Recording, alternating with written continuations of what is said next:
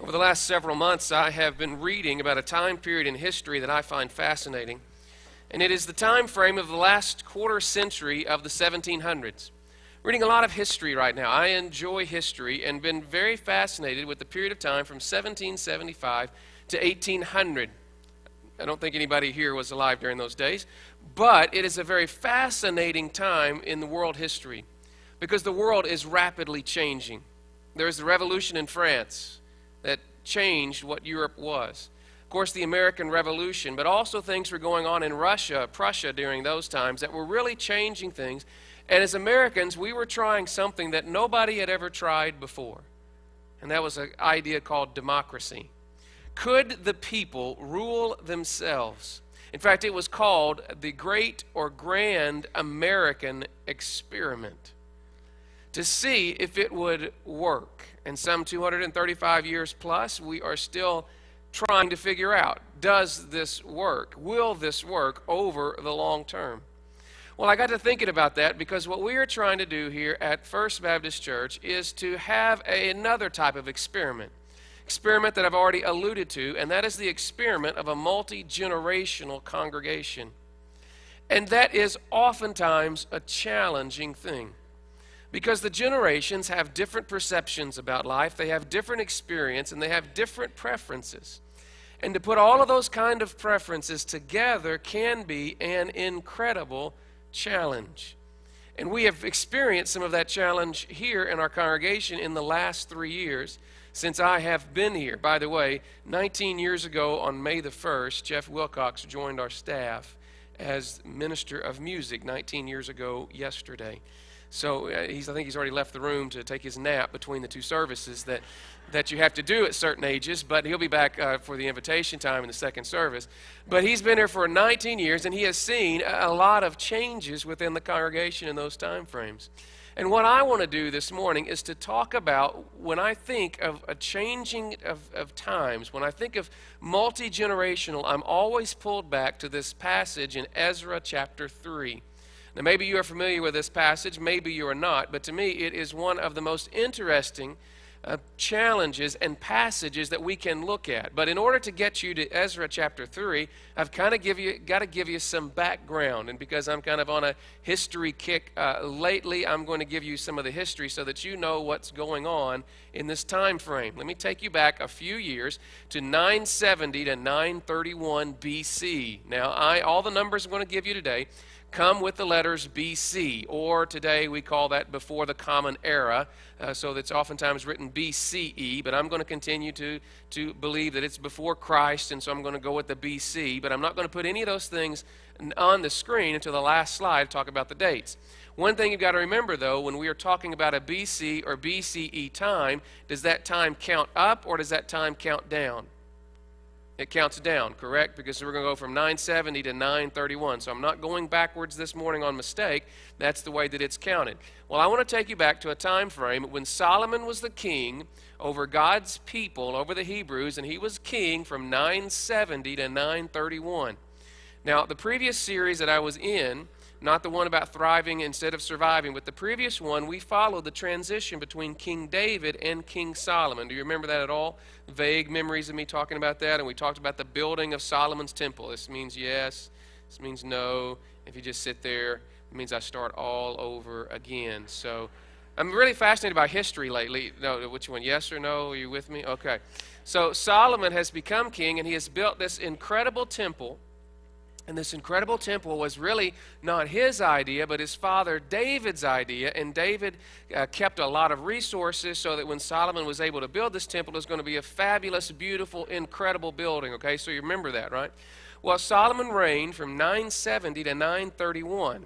And after I get back to that sermon series in a few months, I'm going to talk to you about the fall of Solomon and how, even though he started out being obedient to God and doing all the things that God asked him to do, over time he began to turn away from God, so much so to the fact that when he died in 931, this united kingdom of the 12 tribes of the Hebrews was divided. So at the end of Solomon's days in 931, the kingdom gets divided, and Solomon, who had built along with David this power of the Hebrew people, really being a regional and almost a world power at that time, begins quickly to dissolve. In fact, it dissolves over the issue of taxes. Now, isn't it interesting as you study history that the issue of taxes have a way of motivating and uniting people into revolution? I don't know if you followed that part in our country's history or not, but there was an issue over how they were going to tax people. And his son, Rehoboam, said, he listened to the wrong advisors, and he was going to tax everybody a whole lot, but the people in the north, the 10 tribes, they decided to find another leader by the name of Jeroboam, and those were not the same person, and they're not even related, but Jeroboam was going to be in charge of the north, and 10 tribes end up being what's called Israel oftentimes in the Old Testament, and the 2 tribes, just Judah and Benjamin, they become, or is that right? Not Judah and Benjamin. That is right, okay. Judah and Benjamin are the 2 southern tribes, and they end up being called Judah. Now, the northern tribes and the southern tribes are separated, and they have different rulers, different kingdoms, and different powers. And the northern kingdom, under Jeroboam beginning, up until 722, does kind of okay. But in 722, a group of people called the Assyrians, this is 722 BC, the Assyrians come and destroy the 10 tribes and destroy their independence. Now, the Assyrians had a very interesting way of assimilating people. What the Assyrians would do is they would attack an area, and then they would take over, and they would take people that were in that area and move them and disperse them throughout the rest of their lands, throughout the rest of their country. And then they would move people from around their lands, their region, and they would put them back in that location. And that was their strategy, thinking that people would not be as much of a problem if they got dispersed throughout the kingdom. Let me give you an illustration. Let's suppose that we were attacked and Missouri fell to foreign evil people, like Arkansans or something like that, okay? And let's suppose that if the Assyrians were in charge and they attacked Missouri, that what they would do is they would take all of us Missourians and then they would spread us out throughout all of the rest of the United States. Now, some of us will have to go to Hawaii, and that's going to be okay. So I'll volunteer for us to go to Hawaii. Some of you are going to have to go to North Dakota and Maine and New Jersey and all those different locations, but it'll be okay, all right? Who wants to go to Hawaii with me? Anybody? Last night I said Montana, and I had like 5 or 6 people say, hey, we'll go to Montana, and I thought that was the worst place you could go, but they were all signing up for that. But let's suppose what would happen is they would take us as Missourians, and they would spread us across the other 50 states, and then that power would take people from all across the United States and bring them to Missouri and put them here. Now, if you've ever heard of the 10 lost tribes of Israel, have you ever heard about that? You're watching National Geographic Special or something like that.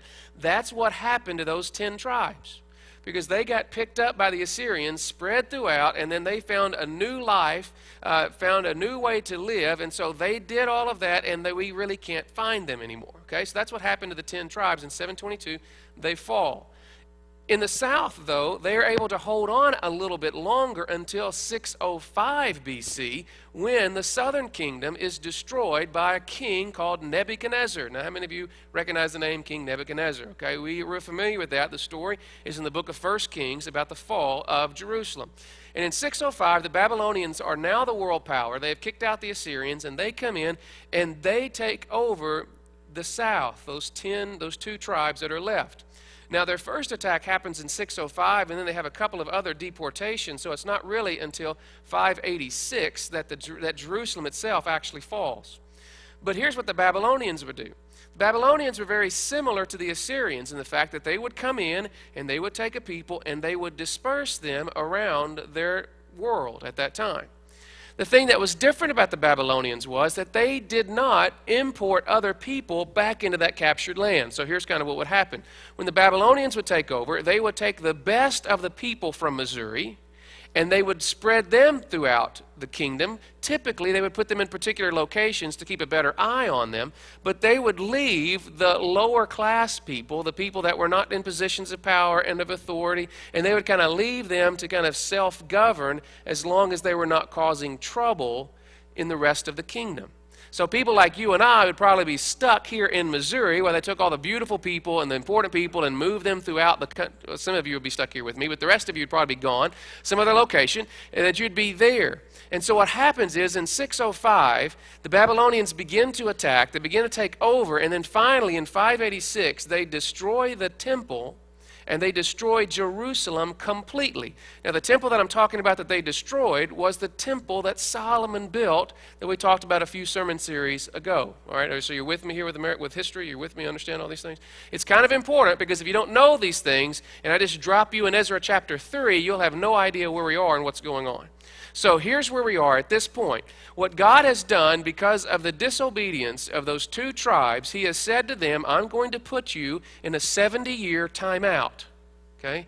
How many of you were in the parenting era when you used a timeout instead of the whip in your family? Okay, all right. We've kind of come and gone in that situation. But what happened was God said, okay, for 70 years, I'm going to take you and you're going to be held captive by the Babylonians. Now, who are some of the Old Testament people that we know their stories who were captured by the Babylonians? Anybody know any? Daniel, right? Daniel is there in the lion's den. And what's one of the other favorite stories we like to tell our kids? Shadrach, Meshach, and Abednego. All of that is in the setting. See, that's what we get so confused sometimes. Because the Bible's not chronologically ordered, we don't understand how all this fits together, but it does. And so you got to do a little work or buy a chronological Bible and kind of keep up with those things. But in 586, now Jerusalem has fallen, and so there's really hardly anybody there. Now here's what happens to get us up to our point.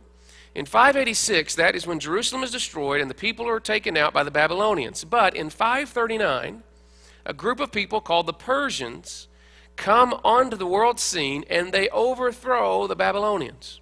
Okay? So we've talked about Assyrians, we've talked about Babylonians, we're talking about Persians. Now Persians are now the world power, and in 539 the Persians come because here's what God told Israel, God's people, Judah. He said to them, I'm going to bring in a group of people who are going to come in and destroy you, and for 70 years you're going to be held captive. But then those people, meaning the Babylonians, I'm going to come and punish them for doing that to you. And so God used the Persians to punish the Babylonians for taking over God's people. Are you lost yet at this point? Are you with me now still? Doing my best to lose you. Am I doing pretty good with some of you? Okay, some of you are going, yes, you're doing a really good job. Well, here's what happens, and here's why it's important. The Persians in 539 take over the Babylonians, and the Persians have a different strategy on managing captured people. The Assyrians get rid of you and replace you. The Babylonians get rid of you and let everybody stay. The Persians decide, you know what, let's keep everybody where they're supposed to be. That way we can keep a better eye on them. So Cyrus, who is the king of the Persians, he allows people to return back to their original lands. So Cyrus takes over and he says to all of us, hear ye, all ye Missourians across the United States of America, you are now free to go back to Branson. Okay? That's what he's allowing you to do. In fact, he says to many of them, in fact, I'll tell you what, I'm going to finance your trip back home. In fact, I'm going to give you some money so that you can build some of the things that you used to have, some of the things that you used to enjoy, so that you can go back and enjoy Missouri like it's supposed to be enjoyed. Now, the challenge is that many people over 70 years get settled where they are, and they don't really want to go back because they've actually kind of got it pretty good. So there has to be this organization of sending people back, and beginning in 538, a guy by the name of Zerubbabel, say that fast 14 times, right? Zero, I'm going to call him Zero because he's zero up there, right? In 538, he leads a group of people back into the promised land, into Jerusalem, and his story is found in the book of Ezra, chapter 1 through chapter 6. So when we're reading today in chapter 3, we're in the time of Zerubbabel, whose job it is to lead a group of people who haven't been home for 50 plus years. In fact, it's not 70 until the temple is restored, but of 50 plus years to go back to this desolated, decimated area, and he's going to lead them back, and that happens in Ezra chapter 1 through chapter 6. By the way, the books of Haggai and Zechariah are written during this time.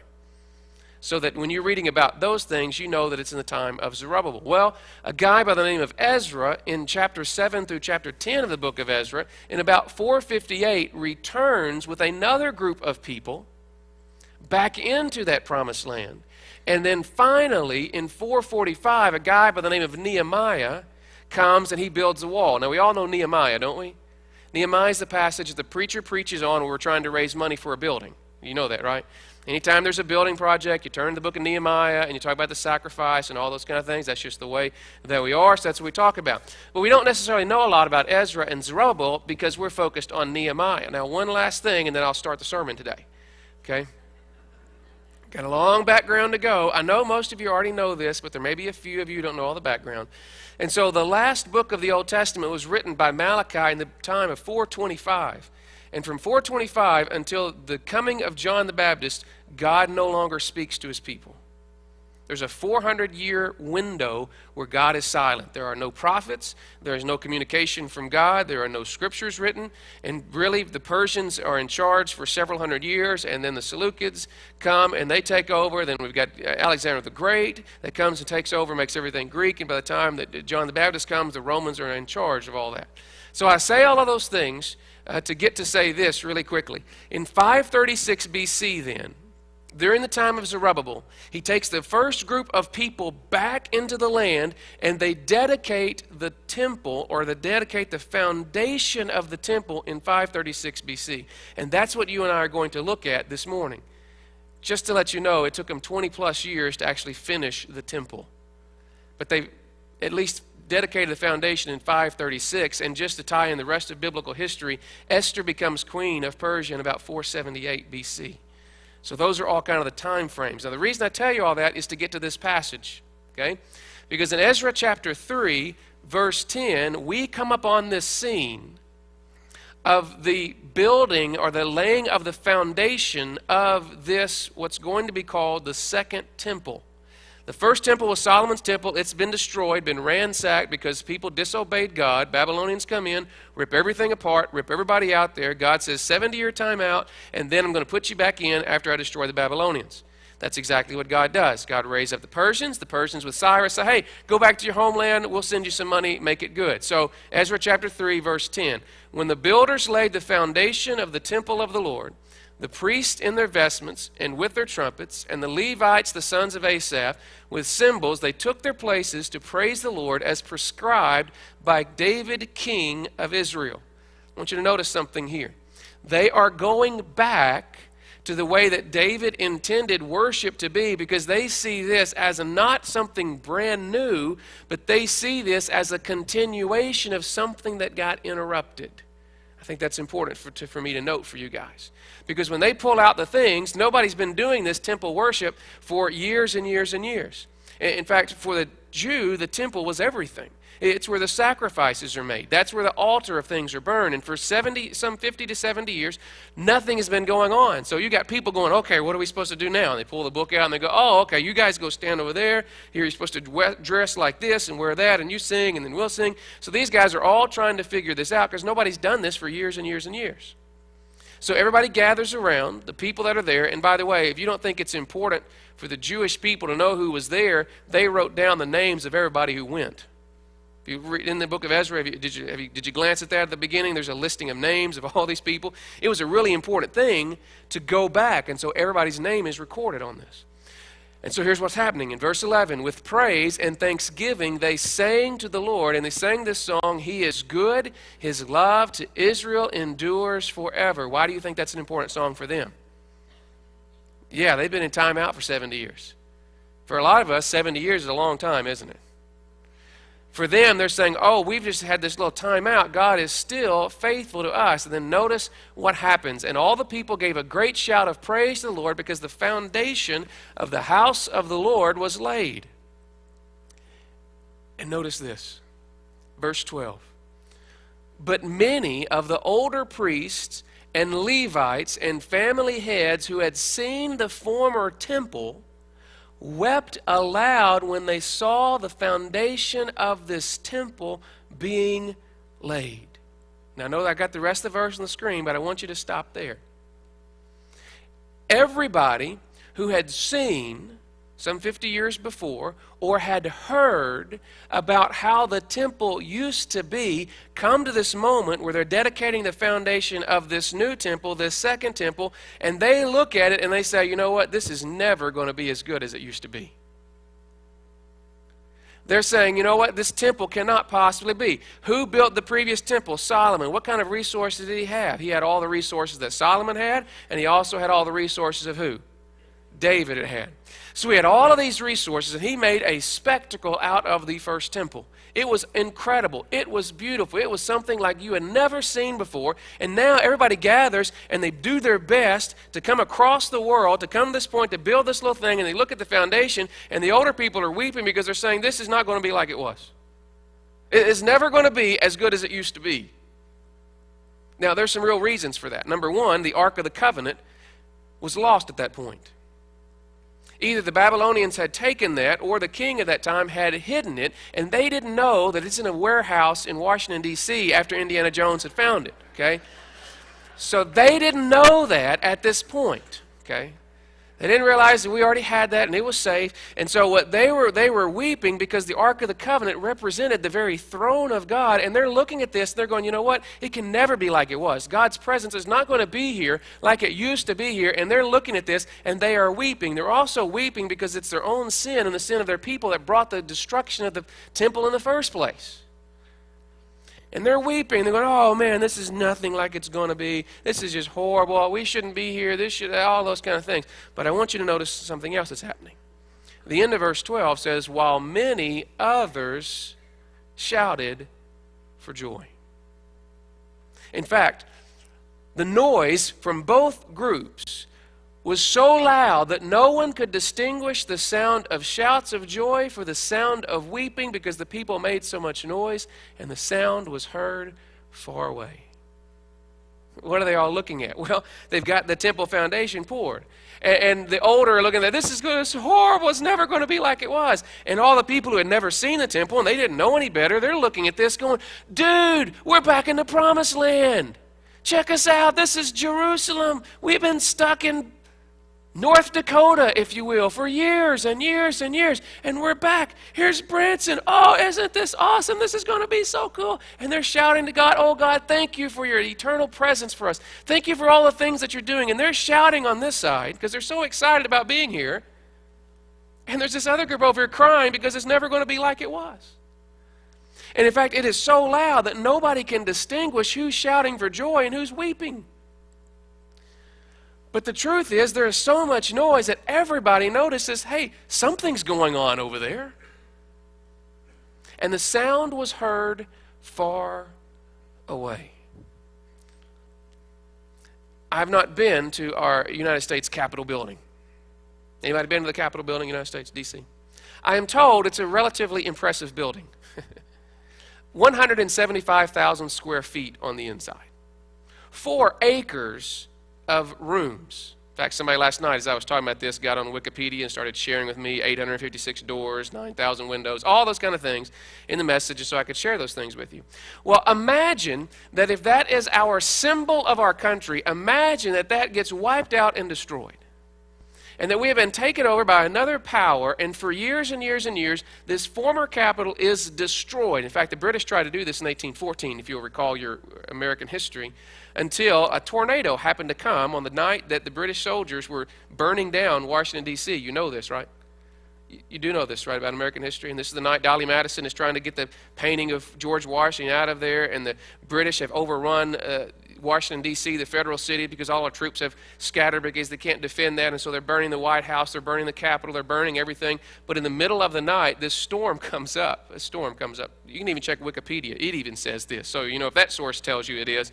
This great storm comes up. A tornado comes, goes right through the British barracks.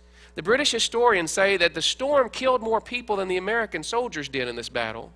It rains for 2.5 hours after the tornado puts out most of the fires, and the British troops retreat.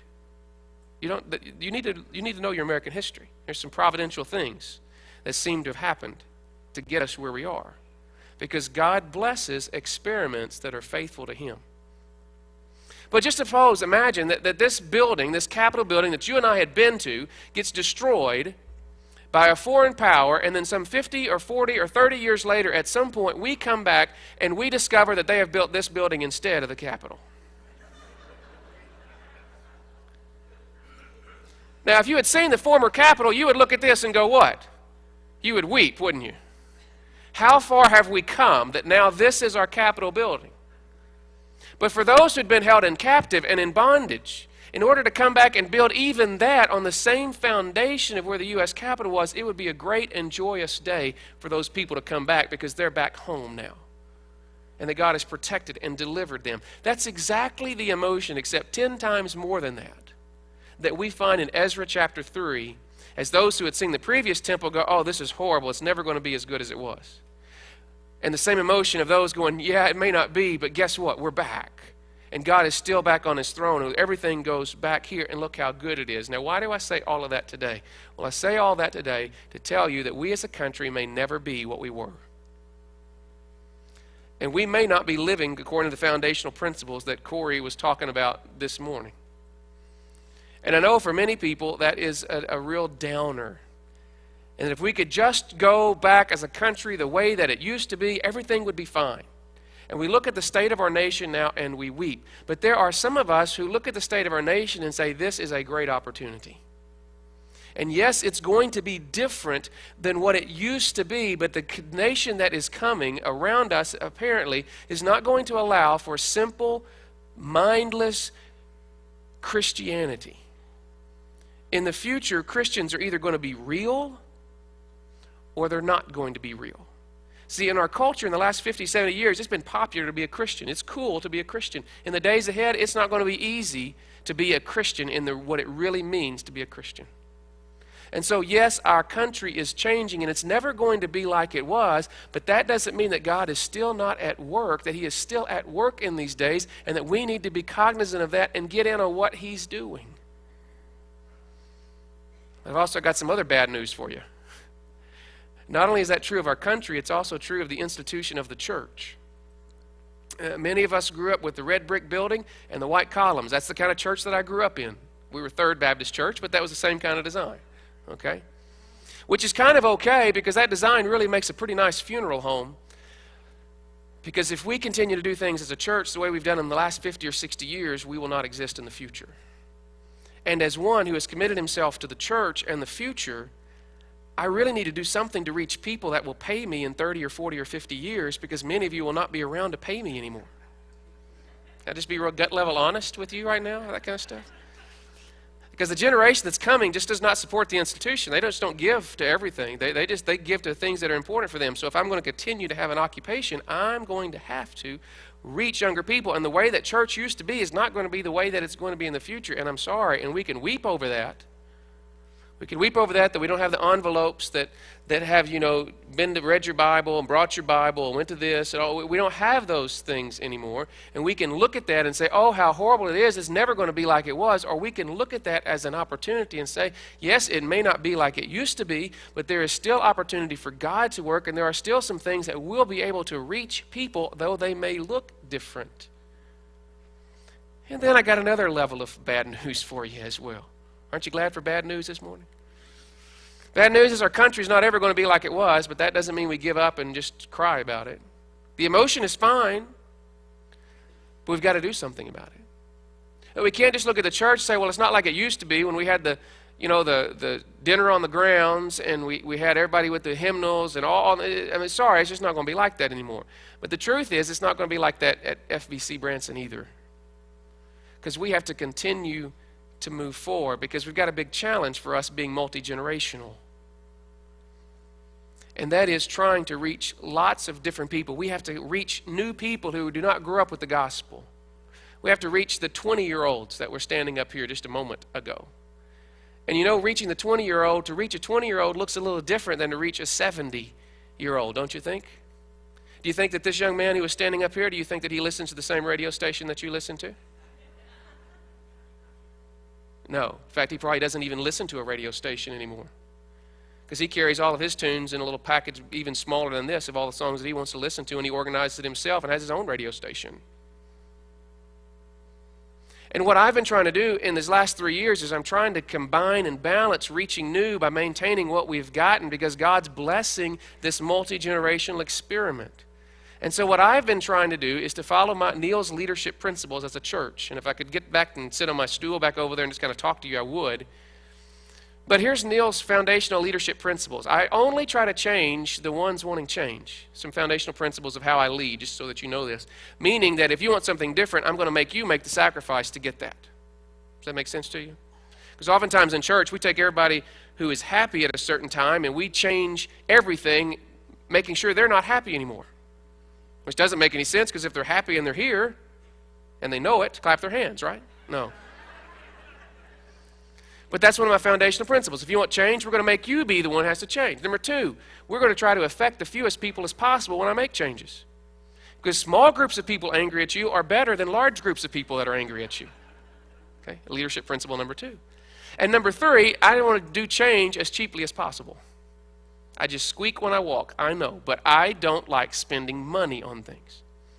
And so I proposed many months ago us going to an off-site worship service, because it only changes the one who wanted to change, right?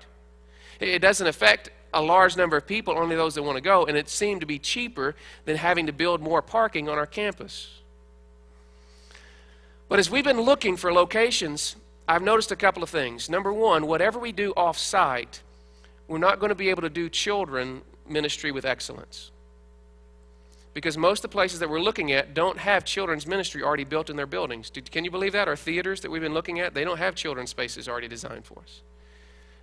We're looking at some other locations of different types. They don't have that. And so we're going to have to spend a lot of money on things to make stuff portable, meaning we have to spend money on trailers and containers and computers and things that don't really get seen, so it doesn't really help our children. And so what I've had to come to the conclusion of is that I'm going to have to ignore principle number one. And I'm going to have to ask all of us to change. I'm going to have to ignore principle number two. I'm going to have to affect all of us. Because maybe if everybody's angry at the same level, maybe that's just as safe as just having a few people angry with you. I don't know. We'll see. And I may have to ask us to spend some significant money to build a parking lot, which I hate to spend money building a parking lot, because you know that parking lot sits there 6.5 days a week doing nothing for me. But for us to continue together, I believe that it's in our best interest. And I'll be talking to you more tonight as we talk about the offsite. We'll be talking more in a June business meeting, that rather than going offsite in September, that we might stay here and add a third worship service, add some incredible things for our children in the Life Center, and have an 8, a 9:30, and an 11 o'clock worship. Because I'm afraid it's going to be better for us to be together than for some people to go off-site at this point. Because one of the things that I noticed in that passage is, as they laid the foundation, the older people who had seen it before said, this is nothing like it used to be. And the younger people who have never seen anything like that said, man, this is the greatest thing in the world. But you know what I noticed in that passage? They were all there. And it's, in fact, even though it's going to be harder for us to do this, and I really think an offsite would grow faster than what we could grow on campus, I really do, I think there's more beneficial nature to this if we stay here and we're all together looking at the same thing. Now, that's going to mean that we have to raise funds to knock down trees and build a parking lot. And I hate that. I hate that with a passion. But you continue, and people who come to this church continue to bring their cars. And as long as people bring their cars or their trucks or their SUVs, we have to add that. Now, also, I want you to know this. In the future, we will have to go off this campus to continue to grow. But when we do, we'll need to build a whole campus and not just rent some space. That way the kiddies' toilets are the right height. That way the water's where it's supposed to be. That's the way the building's designed, what it is. And in the future, another phase in the future would be to build another campus while we maintain this one. And then after we get that campus started, we come back and we renovate this entire campus, maybe even knocking some buildings down here to master plan these 7 acres, that we might always stay here in this location.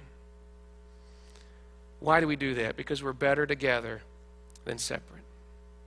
And even though our worship styles may be different in one of those services, and it will be, at least we'll bump into each other while we're on campus. And we'll be together as we look. Because here's the problem. Change is going to happen. And it's never going to be like it was.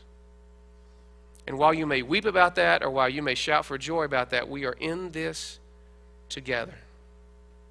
There's been too high a sacrifice that's been made for us to do any less. And so I invite you to come back tonight as I talk about some more of the details of what that means. In June, I'll present that to the church in our business session. Ask you to approve this concept and approve some funding to move forward, to continue to reach people, because God is blessing this experiment of multi-generational congregation. The problem is when we stop being obedient to Him, just like Solomon did, and maybe just like our country is doing, then the blessing of God disappears. And that's the last thing we want as a people. So whether you're shouting about the days that are ahead or whether you're weeping about them, they're coming. And we must be ready to respond with everything we have, because the gospel itself is at stake. Would you bow your heads and close your eyes this morning? You may be wondering, what does this have to do with me? Well, it has something to do with all of us. Because God always calls us to follow Him. And following Him is never comfortable and it's never easy, because you keep have to following Him. God never calls us to come and sit, to find our comfort level and stay there. He's always inviting us to move forward to follow Him. And in these days ahead, that's what we've got to do as a congregation, as a nation, and as individuals. And maybe today God has stirred your heart because you know there is a way that you should follow Him. You know there's something that you must do because He's asking you to follow Him. And so far you've been hesitant about that. In your own personal walk, maybe you don't want to come to know Christ and let Him be the boss of your life. Maybe you don't want to move that church membership. Maybe you don't want to follow Him in believer's baptism. Maybe you don't want to step out there in vocational ministry, but God may be calling you. And if He is, I'm going to ask you the simple question, will you follow? Will you be obedient to what God calls you to do in your own personal life as we seek collectively to do that as well? I want to pray for you and ask you to respond. Father, we are thankful that You are a great God, a God whose love really endures forever, eternally, demonstrated by the giving of His own Son, Jesus Christ. Father, You have proved of Your faithfulness to us. We thank You for the blessing of this American experiment that we've heard about today. We thank You for the blessing of a multi-generational congregation seeking to offend everybody equally. And Father, our prayer is that we would continue to follow You in all things, that You might be served well by these Your people. Help us today to make the changes in our own life that need to happen. And we ask these things in Christ's name. Amen.